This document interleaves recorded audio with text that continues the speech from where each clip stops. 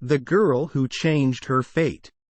Once there was a widow who was puzzled why no suitors came to court her 3 lovely daughters. One day, a very old woman who was known to understand such goings-on came to the widow's house.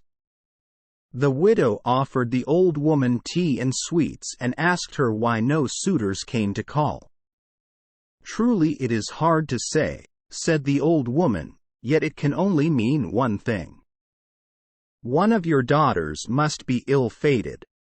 As long as she stays in the house, no suitors will come to call." The widow gasped. "That cannot be." Then she said in barely a whisper, "Which one?" "That I cannot tell you," said the old woman. "But you can be sure of this. The one who sleeps on both of her hands is the one who is ill-fated."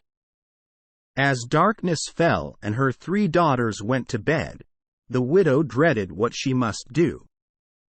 First she visited her oldest daughter's bed and saw that she was sleeping soundly on her back. Then she went to her middle daughter's bed and saw that she was sleeping on her stomach. The widow, her heart pounding, ventured to her youngest daughter's bed.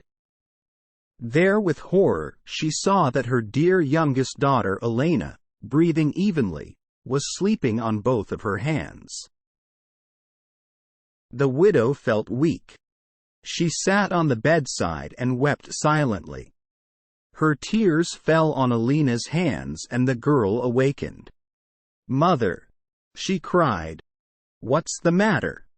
The mother could not bear to tell the girl the truth. "Why, it's nothing, nothing at all," she said through her tears. Elena insisted. Finally, the mother shared with her what the old woman had said. "Then I must go," said the girl firmly. Her mother protested, saying what the old woman had said was probably nothing at all. But no matter what the mother said, the girl continued to pack. At last, seeing she could not stop her daughter from leaving, the mother packed for her a large basket of food and kissed her on the cheek. As the mother sadly watched Elena walk away, suitors approached the house with gifts for her sisters. Elena traveled far and wide. Always she got a job, but always the job ended in disaster because of her ill fate. Finally, she met a queen who took a liking to the girl.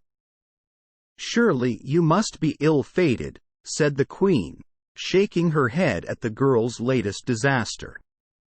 "There is only one thing you can do." "Is there anything that will help?" asked the girl in amazement, not knowing there was anything one could do about an ill fate. "You must find your fate," said the queen firmly. "All the fates live in the mountains far beyond. You must find the one that is yours. And she must accept a gift from you. Once she accepts a gift from you, you will no longer be ill-fated." With hope, Elena left for the distant mountains.